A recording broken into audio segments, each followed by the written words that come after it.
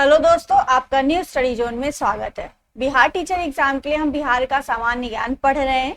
इसमें आज हमारी क्लास 2 है। प्राचीन इतिहास और ऐतिहासिक परिदृश्य से हम बिहार का सामान्य ज्ञान पढ़ेंगे। आई होप आप सभी को ये वीडियो अच्छी लगे। वीडियो को लाइक करें, शेयर करें। चैनल पे नए हैं तो सब्सक्राइब जरूर करिए चैनल को आप सभी लोग।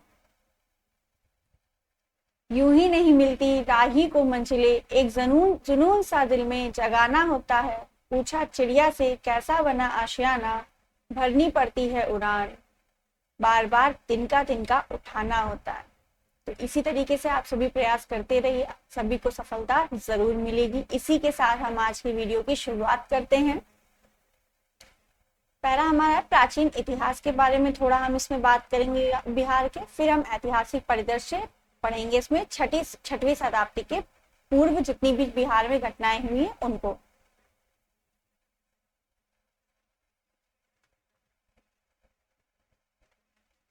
बिहार के मुंगेर एवं नालंदा जिलों से लगभग 1 लाख ईसा पूर्व में विकसित होने वाले आरंभिक पुरा पाषाण युगीन औजारों के अवशेष प्राप्त हुए हैं बिहार से। ठीक है, जितनी इंपॉर्टेंट बातें हैं सिर्फ वही आप ध्यान दीजिएगा। बिहार में ताम्र पाषाण काल का विस्तार सामान्यतः 2500 से 1500 ईसा पूर्व निर्धारित किया गया। तो बिहार में ताम्र पाषाण काल का विस्तार आपका 2500 से 1500 ईसा पूर्व तक निर्धारित किया गया है। तीसरा पॉइंट है, साहित्यिक स्रोतों में बिहार के संदर्भ में प्रथम जानकारी सतपथ ब्राह्मण से मिलती है। तो साहित्य स्रोतों से बिहार के बारे में जो है प्रथम जानकारी कहां से मिलती है, तो सतपथ ब्राह्मण से मिलती है। ठीक है, नेक्स्ट चौथा पॉइंट है, बिहार में प्लासी स्टोन सीट काल के पत्थर के बने हुए औजार मिले हैं। तो प्लासी स्टोन सीन काल के पत्थर के बने औजार कहां से मिले हैं, बिहार से मिले हैं। विश्व की सबसे प्राचीन माने जाने वाली कृति वेद संहिता है। तो विश्व की सबसे प्राचीन कृति कौन सी है, वेद संहिता है। मगध का सर्वप्रथम उल्लेख अथर्ववेद में मिलता है। इस पर सर्वप्रथम हर्यक वंश ने शासन किया और इसकी राजधानी ग्रीवच है। तो मगध का उल्लेख किसमें मिलता है, आपका अथर्ववेद में मिलता है। सबसे पहले मगध पर शासन किसने किया है, तो हर्यक वंश ने किया है और इसकी राजधानी क्या थी हर्यक वंश की, ग्रीवच थी। अब हम बात करते हैं 6वीं शताब्दी ईसा पूर्व में बिहार में क्या क्या हुआ। ठीक है,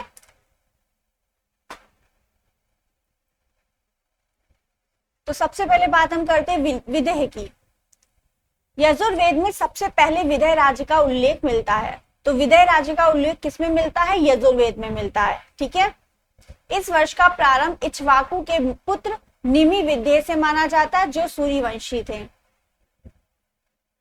इस वंश के दूसरे राजा जनक विदेह ने मिथिला की स्थापना की थी। तो मिथिला जो है आपका बिहार में, उसकी स्थापना किसने की, राजा जनक विदेह ने की है। ठीक है, इन्होंने मिथिला की स्थापना की है। इसमें से इतना ही पॉइंट इंपॉर्टेंट है। ठीक है, बाकी ये तो आपको पता है। विदेह राजवंश के 25वें शासक सिरध्वज जनक की पुत्री सीता का विवाह अयोध्या के शासक दशरथपुर राम से हुआ था। इस वंश के अंतिम राजा करल जनक थे। ठीक है, तो ये विदेह की बात हो गई। यजुर्वेद में विदेह का वर्णन मिलता है। ठीक है, सबसे पहले उल्लेख मिलता है और राजा जनक विदेह ने ही मिथिला नगर की स्थापना की थी और इसके अंतिम राजा कौन थे, करल जनक थे। वैशाली के बारे में क्या बातें इंपॉर्टेंट है, इस वंश की स्थापना इक्ष्वाकु के पुत्र विशाल ने किया था। तो विशाल ने इस वैशाली वंश की स्थापना की थी, वैशाली की स्थापना की, सॉरी वंश नहीं है ये। 6ठी शताब्दी ईसा पूर्व का सबसे बड़ा एवं शक्तिशाली गणराज्य वैशाली था। तो सबसे बड़ा और शक्तिशाली गणराज्य 6वीं शताब्दी का कौन था, तो ये आपका वैशाली ही था। ठीक है, 6वीं शताब्दी ईसा पूर्व का सबसे बड़ा एवं शक्तिशाली गणराज्य वैशाली था। ये यहां से इंपॉर्टेंट एक पॉइंट निकला। इसकी राजधानी वैशाली थी जिसकी पहचान मुजफ्फरपुर के बरसात में ही की गई है। इस वंश के घटना 33वें राजा हुए। ये सारी बातें इंपॉर्टेंट नहीं है। ठीक है, तो यहां से सिर्फ ये एक पॉइंट इंपॉर्टेंट है, 6वीं शताब्दी ईसा पूर्व का सबसे बड़ा एवं शक्तिशाली गणराज्य कौन सा था, वैशाली था। अंग के बारे में क्या बातें इंपॉर्टेंट है, उत्तरी भारत के वर्तमान भागलपुर और मुंगेर के जिले अंग महाजनपद के अंतर्गत आते हैं। तो अंग महाजनपद के अंतर्गत कौन से बिहार के जिले आते हैं? भागलपुर और मुंगेर, ये जिले आपके अंग के अंतर्गत आते हैं। इसकी राजधानी क्या है? अंग की राजधानी चंपा है और वैशाली की राजधानी वैशाली ही है, ठीक है, वज्र से बोलते हैं वैसे। इसका प्रथम उल्लेख अथर्ववेद में मिलता है। तो अंग का प्रथम उल्लेख कहाँ मिलता है? अथर्ववेद में मिलता है। वैशाली का प्रथम उल्लेख आपका कहाँ मिलता है? यजुर्वेद में मिलता है, ठीक है। पुराणों तथा महाभारत में चंपा का पुराना नाम मालिनी था। तो चंपा का पुराना नाम क्या था आपका? मालिनी था। अंग एवं मगध के बीच प्रभुसत्ता के लिए लंबे समय तक संघर्ष चला। इस संघर्ष में पहले अंग के शासक ब्रह्मदत्त ने मगध के राजा भाटियों को पराजित कर राज्य के कुछ भाग को जीत लिया। कालांतर में मगध ने संपूर्ण अंग राज्य को जीतकर अपने राज्य में मिला लिया। चीनी यात्री हुएनसांग ने इस स्थान का उल्लेख चेनपो के रूप में किया है, ठीक है। तो ये जो आपका अंग है, इसका जो है चीनी यात्री हुएनसांग ने इस स्थान का जो उल्लेख किया वो किसमें? चेनपो के रूप में किया, ठीक है। नेक्स्ट वज्र संघ की बात करते हैं। तो वज्र महाजनपद 8 राज्यों का एक संघ है। जो वज्र आपका महाजनपद है उसमें 8 राज्य आपके मिले हुए हैं, इसलिए वो 8 राज्यों का एक संघ है, जिसमें आपका कुंडग्राम के ज्ञात्रप, वैशाली के लिच्छवी तथा मिथिला के विदेश विशेष रूप से विख्यात थे। इस जनपद की राजधानी वैशाली थी। अभी मैंने बताया वही वज्र संघ की राजधानी क्या है? वैशाली थी। वज्र संघ का संविधान एवं प्रशासन संघात्मक कुलीन तंत्र पर आधारित था। ये इंपॉर्टेंट बात नहीं है आपके लिए।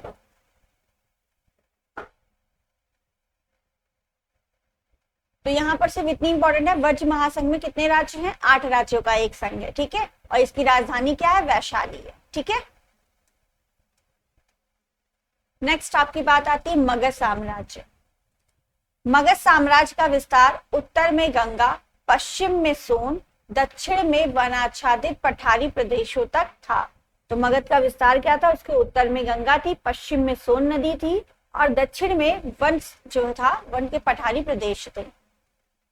प्राचीन काल से ही वर्तमान पटना एवं गया जिला का क्षेत्र मगध के नाम से जाना जाता था। तो इस समय वर्तमान का जो पटना और गया है, इसी क्षेत्र को पहले किसमें जाना जाता था? मगध के नाम से जाना जाता था। मगध प्राचीन काल से ही सामाजिक, धार्मिक जागृति एवं राजनीतिक उत्थान का केंद्र बिंदु रहा है। तो वर्तमान का पटना और गया मगध के नाम से जाना जाता था पहले। और मगध साम्राज्य का विस्तार उत्तर में इसके क्या है? गंगा है, पश्चिम में सोन है और दक्षिण में वन आच्छादित पठारी प्रदेश है, ठीक है। ये आपकी बातें हो गई इंपॉर्टेंट मगध के बारे में, मगध साम्राज्य के बारे में। अब हम बात करते हैं बृहद्रथ वंश के बारे में। मगध के बृहद्रथ वंश की स्थापना बृहद्रथ ने की थी। तो बृहद्रथ वंश की स्थापना किसने की? बृहद्रथ ने ही किया है। इनके पिता का नाम चेदिराज वासु था। बृहद्रथ का पुत्र जसांध इस वंश का सबसे प्रतापी राजा था, जिसने भीम के युद्ध में पराजित करके उसका वध कर दिया था। इस वंश का अंतिम राजा रिपुंजय था, जिसकी हत्या उसके पुत्र, उसके मंत्री पुलक ने कर दी थी। इसके बाद एक दरबारी मही ने पुलक एवं उसके पुत्र की हत्या करके अपने पुत्र बिंबिसार को मगध की गद्दी पर बैठाल दिया। तो बृहद्रथ वंश की स्थापना बृहद्रथ ने की थी। फिर बृहद्रथ के बाद आपका बिंबिसार जो है मगध की गद्दी पर बैठ गया था, ठीक है। तो बिंबिसार ने किसकी स्थापना की थी? हर्यक वंश की थी, ठीक है। तो सबसे पहले बृहद्रथ वंश आया, फिर आपका हर्यक वंश आया। तो बृहद्रथ के अंत के बाद मगध के शासक हर्यक वंश से संबंधित थे। बिंबिसार हर्यक वंश का सबसे शक्तिशाली शासक था। तो हर्यक वंश का सबसे शक्तिशाली शासक या संस्थापक कौन था? बिंबिसार था। इसके शासन काल में मगध का राजनीतिक शक्ति के रूप में सर्वप्रथम उदय हुआ। बिंबिसार को मगध साम्राज्य का वास्तविक संस्थापक माना जाता है। तभी कहा जाता है प्राचीन सबसे पहला जो मगध पर शासन हुआ था वो हर्यक वंश का ही हुआ था, और उसके संस्थापक कौन है? बिंबिसार थे, ठीक है। तो बिंबिसार को मगध साम्राज्य का वास्तविक संस्थापक माना जाता है। यह पहला शासक था जिसने स्थायी सेना रखी तथा सेना में हाथी का प्रयोग किया। तो ऐसा कौन सा पहला शासक था 6वीं शताब्दी में जिसने सबसे पहले सेना में हाथी का प्रयोग किया? तो वो आपका बिंबिसार था। ठीक है, स्थायी सेना रखी थी और सेना में हाथी का प्रयोग किया था। इसी कारण इसे क्या कहा जाता था, सैड़िये भी कहा जाता था। ठीक है, 492 ईसा पूर्व में इसका निधन हो गया था। क्लियर है इतनी बात बिंबिसार के बारे में, हर्यक वंश के बारे में। ठीक है, फिर आता है आपका अजात शत्रु। बिंबिसार के बाद कौन आते हैं, अजात शत्रु आते हैं। बिंबिसार ने अपने बड़े पुत्र दर्शक को अपना उत्तराधिकारी घोषित कर रखा था, अतः अजात शत्रु ने पिता को कैद कर स्वयं को राजा घोषित कर दिया। ठीक है, तो पितृहंता भी इसे अजात शत्रु को कहा जाता है। इसने अपने पिता को ही कैद करके मतलब और खुद गद्दी पर बैठ गया था। बौद्ध स्रोतों में अजात शत्रु को पिता का हत्यारा कहा गया है, परंतु जैन स्रोत में इससे से सहमत नहीं है। तो अजात शत्रु ने अपने पिता की हत्या करके गद्दी पर बैठा था, इसलिए बौद्ध के अनुसार मतलब बौद्ध स्रोतों के अनुसार अजात शत्रु को पितृहंता कहा जाता है, परंतु जैन स्रोत में इसकी कोई भी मान्यता नहीं है। अजात शत्रु को कुड़िक के नाम से भी जाना जाता है। तो कुड़िक किसका नाम है, आपका अजात शत्रु का नाम है। इतनी बात क्लियर है। तो हर्यक वंश में सबसे पहले कौन है, बिंबिसार। बिंबिसार की हत्या करने के बाद अजात शत्रु आए। उसके बाद आपके उदयन। उदयन को बौद्ध ग्रंथों में पितृहंता कहा जाता है, जबकि जैन ग्रंथों में पितृभक्त कहा गया है। उदयन अजात शत्रु के शासनकाल में चंपा का राज्यपाल था। अजात शत्रु की मृत्यु के बाद 460 ईसा पूर्व में वह मगध का राजा बना। अजात शत्रु की मृत्यु हो गई, उसके बाद आपके उदयन राजा बने मगध के। वह जैन धर्म का अनुयायी था। तो आपके जो उदयन है वो किसके अनुयायी थे, जैन धर्म के थे। उसने पाटलिपुत्र के मध्य में एक जैन चैत्यग्रह का निर्माण करवाया। तो जैन चैत्यग्रह का निर्माण किसने करवाया था, तो उदयन ने करवाया था। कहां पर, पाटलिपुत्र में। ठीक है, इसने मगध की राजधानी राजगृह से पाटलिपुत्र स्थानांतरित किया। तो मगध की राजधानी राजगृह से पाटलिपुत्र किसने स्थानांतरित किया, उदयन ने किया है। उपदेश सुनने के दौरान अवंती के राजा पोलक ने धोखे से पाटलिपुत्र स्थानांतरित किया। उपदेश सुनने के तुरंत अवंती के राजा पोलक ने धोखे से उसके पुत्रों को मरवा दिया। इस वंश का अंतिम शासक नागदशक हुआ।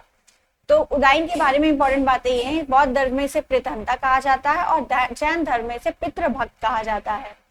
ठीक है, वह जैन धर्म का अनुयायी था और उसने पाटलिपुत्र में जैन चैत्यग्रह निर्माण करवाया था और इसने मगध की राजधानी राजगृह से पाटलिपुत्र स्थानांतरित किया।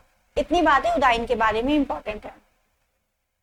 अब हम बात करते हैं शिशुनाग वंश की।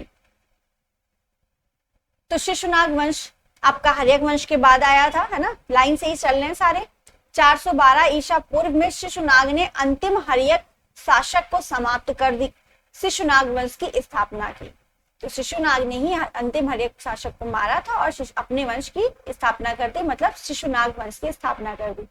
उस समय मगध की 2 राजधानियां थी, ग्रीव्रज और वैशाली। सिंहासन पर बैठने के बाद शिशुनाग ने सबसे पहले अवंती राज्य को जीतकर मगध में मिला लिया। सिंगली महाकाव्यों के अनुसार शिशुनाग ने 18 वर्षों तक शासन किया। इसकी मृत्यु 394 ईसा पूर्व में हुई। तो यहाँ से कोई भी इंपॉर्टेंट बात नहीं है, सिर्फ इतनी है कि शिशुनाग वंश की स्थापना जो है शिशुनाग ने की थी और उस समय पर 2 राजधानी थी मगध की, ग्रीव्रज और वैशाली। क्लियर है। फिर आपके आते हैं कालाशोक। शिशुनाग की मृत्यु के बाद कालाशोक मगध की गद्दी पर बैठा। पुराणों में इसे काकवड़ कहा जाता है।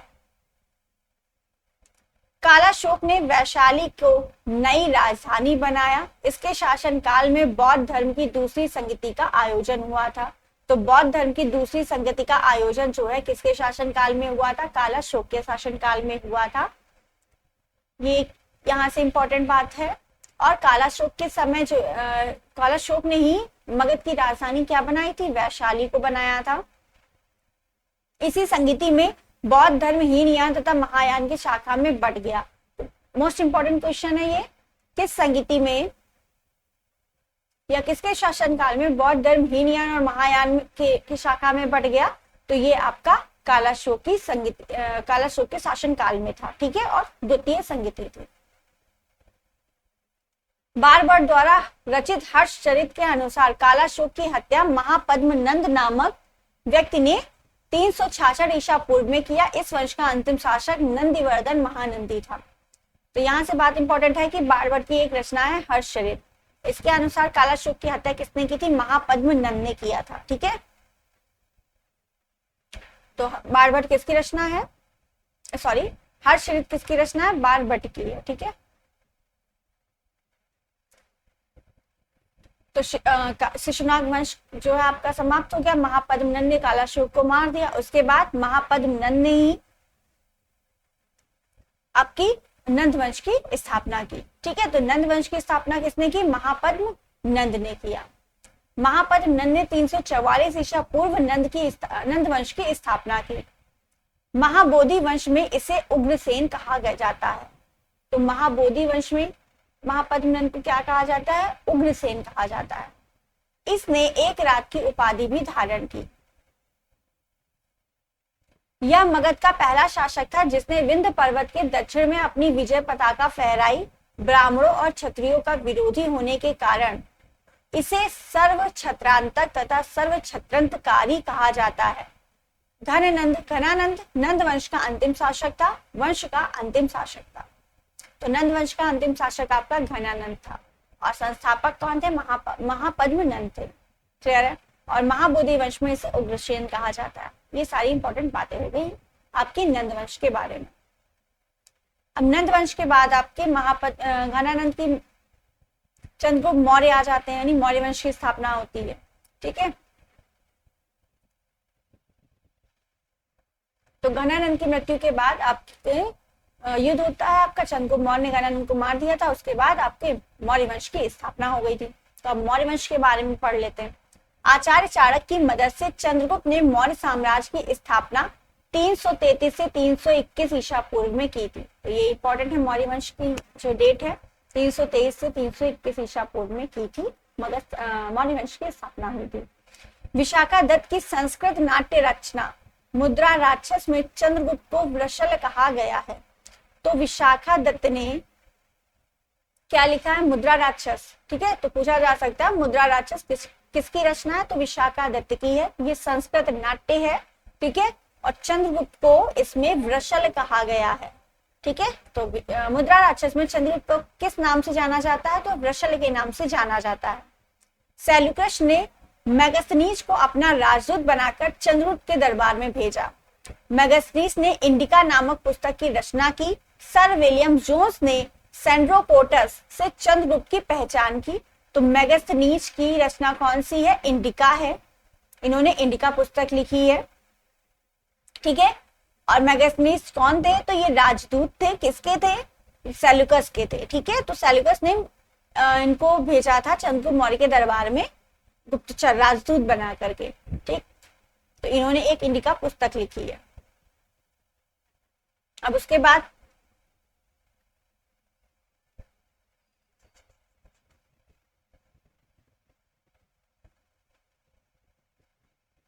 तो मेगास्थनीज ने इंडिका नामक पुस्तक की रचना की। सर विलियम जोन्स ने सेंड्रोपोटस से चंद्रगुप्त की पहचान की। तो सर विलियम जोन्स ने किससे पहचान की थी? सेंड्रोपोटस से चंद्रगुप्त की पहचान की थी। ठीक, आचार्य चाणक्य ने कौटिल्य नाम से राज्य व्यवस्था तथा प्रशासन पर आधारित पुस्तक अर्थशास्त्र की रचना की। तो आचार्य चाणक्य का नाम क्या है? कौटिल्य है। क्वेश्चन इंपॉर्टेंट है, आया हुआ क्वेश्चन है आपका। इन्होंने राज्य व्यवस्था तथा प्रशासन पर आधारित एक पुस्तक लिखी थी, अर्थशास्त्र। तो अर्थशास्त्र की जो रचना है वो किसने की है?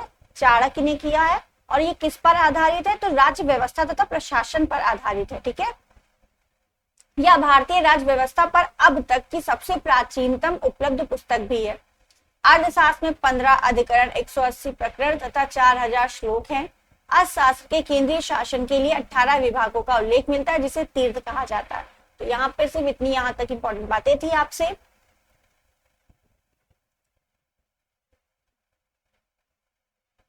तो मौर्य वंश की स्थापना चंद्रगुप्त मौर्य ने किया है 323 से 321 ईसा पूर्व में।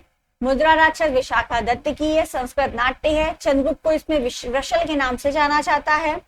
सेल्यूकस ने मेगास्थनीज को अपना राजदूत बनाकर भेजा था चंद्रगुप्त मौर्य के दरबार में। इन्होंने एक पुस्तक लिखी, इंडिका लिखी है।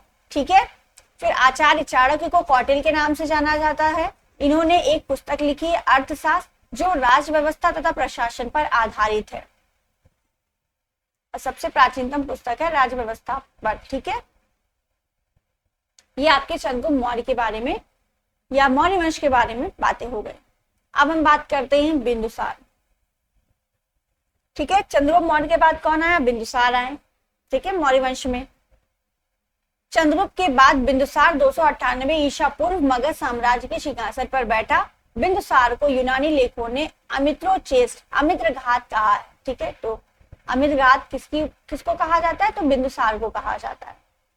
वायु पुराण में उसका नाम भद्रसार है। वायु पुराण में भद्रसार भी कहा जाता है और जैन ग्रंथों में सिंहसेन भी कहा जाता है। तो ये सभी आपके बिंदुसार के ही नाम है। यूनानी लेखकों ने अमित्रघात कहा है, वायु पुराण में भद्रसार और जैन ग्रंथ में सिंहसेन इन्हें कहा गया है। सीरिया के शासक एंटीयोकस ने डायमेकस नामक राजदूत बिंदुसार के दरबार में भेजा।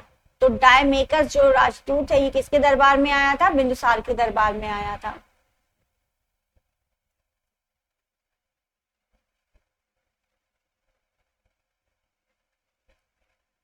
बिंदुसार की सभा में 500 सदस्यों की एक मंत्री परिषद थी, जिसका प्रधान खल्ला तख्त तथा आजीवक संप्रदाय के पिंगल वर्ष नामक भविष्यवक्ता बिंदुसार के दरबार में रहते थे। तो बिंदुसार के दरबार में आपके आजीवक संप्रदाय के पिंगल वर्ष नामक भविष्यवक्ता रहते थे। ठीक है, ये आपकी बिंदुसार के बारे में इंपॉर्टेंट बातें हो गई।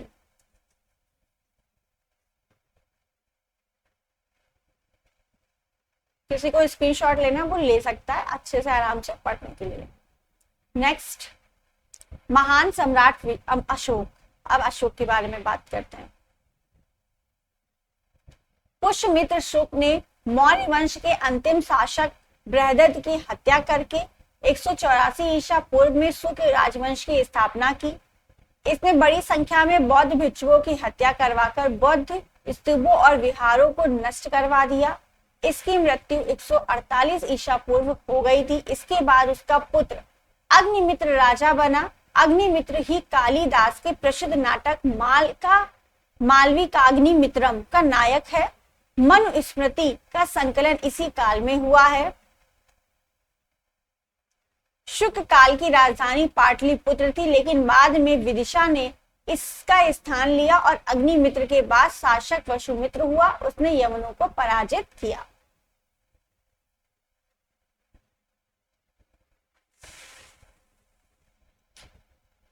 तो यहां से इंपॉर्टेंट बातें क्या है आपके पुष्यमित्र वंश की?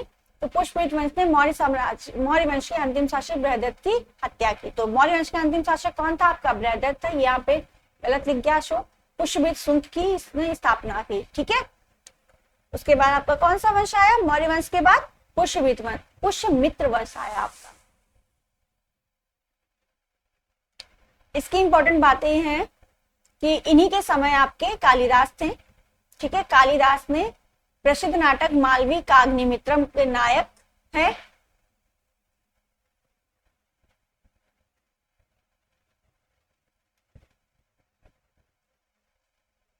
शुक काल की राजधानी पाटलिपुत्र थी, लेकिन बाद में विदिशा ने इसका स्थान लिया। तो पहले शुक वंश की जो स्थापना थी, राजधानी थी, वो क्या थी? पाटलिपुत्र थी। बाद में ये विदिशा हो गई। ठीक है, इस वंश के बारे में कोई खास बातें नहीं है। नेक्स्ट आपका शुक वंश के बाद आपका क्या आ जाता है? कण्व वंश। तो शुक वंश की जो अंतिम शासक थे वो देवभूति थे। इनकी हत्या किसने कर दी? अमात्य वासुदेव ने कर दी। ठीक है, तो शुक वंश के बाद आपका आता है कण्व वंश। तो शुक वंश के अंतिम शासक देवभूत की हत्या करके उसके अमात्य वसुदेव ने कण्व वंश की नींव डाली। सुशर्मा इस वंश का अंतिम शासक था। तो कण्व वंश की नींव किसने डाली? वसुदेव ने डाली। तो कण्व वंश के संस्थापक कौन है? वसुदेव है। ठीक, और अंतिम शासक सुशर्मा है। कण्व राजवंश ब्राह्मण जाति से संबंध रखते थे। हाँ, ये ब्राह्मण जाति के थे कण्व वंश। ठीक है, इस वंश के अंतिम शासक की हत्या अंतर जातीय शासक सिमुक ने की है। तो किसने हत्या की थी? सिमुक ने। और सिमुक ने हत्या की और फिर बाद में आपके किस वंश की स्थापना की? उसके बाद आपका आ जाता है गुप्त वंश। यहाँ पे कर्ण वंश की बात क्लियर है। शुक वंश की अंतिम शासक थे देवभूत, ठीक है। देवभूत जो आपके हैं इनकी हत्या वसुदेव ने की, कर्ण वंश की स्थापना की, ठीक है। और कर्ण वंश के अंतिम शासक जो थे आपके, उसकी हत्या सिमुक ने की। उसके बाद आपका बीच में कुछ इंपॉर्टेंट नहीं था, फिर आपका है गुप्त वंश, ठीक है। अब गुप्त वंश के बारे में क्या इंपॉर्टेंट, गुप्त वंश के बारे में मैंने पूरा एक ऑलरेडी मतलब इस पे वीडियो बनी हुई है, उसमें बताया गया है पूरा, बट आप यहाँ पर भी देख सकते हैं कुछ इंपॉर्टेंट बातें जो हैं वो बता देते हैं। गुप्त काल को स्वर्ण युग कहा जाता है भारतीय इतिहास में। इस वंश की स्थापना 275 ईस्वी पूर्व में श्री गुप्त ने किया था। श्री गुप्त के पश्चात उसके पुत्र जो घटोत्कच आए थे, बट इनका इतना कोई रोल नहीं है, ठीक है। उसके बाद आपके आ गए थे चंद्रगुप्त प्रथम। चंद्रगुप्त प्रथम जो है घटोत्कच का पुत्र था, जिसका राजरोहण 320 ईसा पूर्व में हुआ था। महाराजा अधिराज की उपाधि किसकी है, चंद्रगुप्त प्रथम की है। चंद्रगुप्त प्रथम ने की राजधानी क्या थी, पाटलिपुत्र थी। गुप्त वंश के सर्वप्रथम चंद्रगुप्त प्रथम ने ही सोने के सिक्के चलवाए थे। तो गुप्त वंश में सर्वप्रथम सोने के सिक्के किसने चलवाया था, तो चंद्रगुप्त प्रथम ने चलवाया था।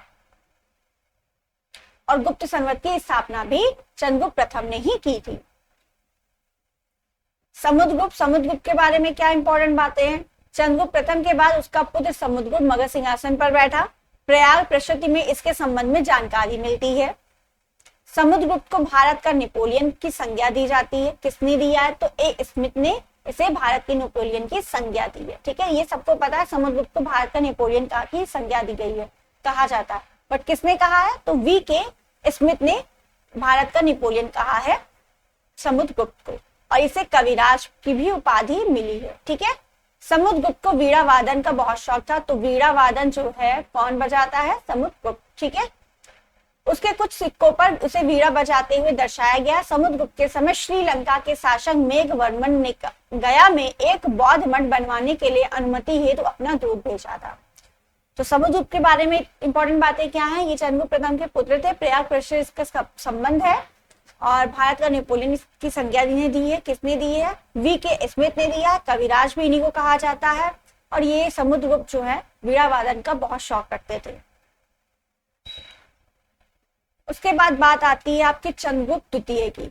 चंद्रगुप्त द्वितीय समुद्रगुप्त के बाद रामगुप्त आपका सम्राट बना, परंतु 375 में चंद्रगुप्त द्वितीय ने अपने बड़े भाई रामगुप्त की हत्या कर दी थी और उनकी पत्नी ध्रुवस्वामी से खुद विवाह करके शासन पर बैठ गया था, ठीक है, राजगद्दी पर बैठ गया। तो चंद्रगुप्त द्वितीय को विक्रमादित्य की उपाधि मिली थी, ठीक है। तो विक्रमादित्य किसकी उपाधि है, चंद्रगुप्त द्वितीय की है। चंद्रगुप्त द्वितीय को देवी चंद्रगुप्तम एवं हर्षचरित में बाण भट्ट में साकरी कहा गया है। तो देवी चंद्रगुप्तम जो है चंद्रगुप्त द्वितीय को विशाखा दत्त में कहा गया, और हर्षचरित जो है बाणभट्ट द्वारा रचित है, उसमें साकरी कहा गया है आपके चंद्रगुप्त द्वितीय को। चीनी यात्री फहान को भारत में आगमन इसी के शासनकाल में हुआ। तो फहान किसके शासनकाल में भारत आया था, तो फहान जो है चंद्रगुप्त द्वितीय के शासनकाल में भारत आया था। किस लिए आया, और हाँ, इस फहान का यात्रा वृतांत जो है फू क्यू की, तो फिर क्यू की जो ये आपकी रचना है, ये किसकी है, फहान की है, ठीक है। में गुप्तकालीन भारतीय संस्कृति का सुंदर वर्णन करता है। क्लियर है। तो चंद्रगुप्त द्वितीय को विक्रमादित्य कहा जाता है। फहान आपका इन्हीं के शासनकाल में आए थे, और फिर यूपी जो रचना है वो भी फहान की है। एंड कुमारगुप्त के बारे में क्या इंपॉर्टेंट बातें हैं। नालंदा विश्वविद्यालय की स्थापना किसने की थी, कुमारगुप्त ने ही की थी। फिर आपके स्कंदगुप्त आते हैं। तो नालंदा विश्वविद्यालय की जो पुनर्निर्माण है वो आपके किसने करवाया था, स्कंदगुप्त ने करवाया था। इन्हीं के शासनकाल में हुणों का आक्रमण शुरू हुआ था। तो हुणों का आक्रमण जो सबसे पहले स्कंदगुप्त के शासनकाल में शुरू हुआ था। और गुप्त वंश का अंतिम शासक कौन था, भानुगुप्त था, ठीक है। जूना अभिलेख के अनुसार स्कंदगुप्त ने हुणों को पराजित किया, और इस अभिलेख में हुणों को मलेच्छ कहा जाता है। तो जूना अभिलेख में हुणों को मलेच्छ कहा जाता है। नेक्स्ट आपका पालकालीन बिहार है, यानी पाल वंश के बारे में पूरी बातें हैं। फिर आपका बौद्ध धर्म है। तो बौद्ध धर्म के बारे में ऑलरेडी एक वीडियो बनी हुई है, उसमें आपको पूरा बौद्ध धर्म अच्छे से बताया गया है, तो यहाँ पर हम बौद्ध धर्म के बारे में बात नहीं करेंगे। पालकालीन बिहार के बारे में बात कर लेते हैं। तो पाल वंश का संस्थापक कौन है? गोपाल। ये इतना मेन पूछा जाता है। इस वंश की राजधानी क्या थी? मुंगेर थी। धर्मपाल ने विक्रमशिला विश्वविद्यालय की स्थापना की। तो धर्मपाल ने विक्रमशिला विश्वविद्यालय की स्थापना किसने की? धर्मपाल ने की है। तथा नालंदा विश्वविद्यालय को 200 गांव दान स्वरूप दिए थे धर्मपाल ने। ये बात इंपॉर्टेंट हो गई इसमें।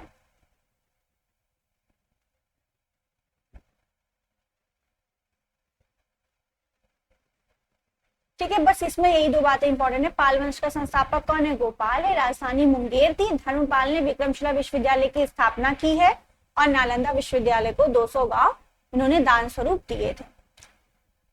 बौद्ध धर्म के बारे में पढ़ ही चुके हैं। आपको स्क्रीनशॉट लेना है तो आप सभी ले सकते हैं।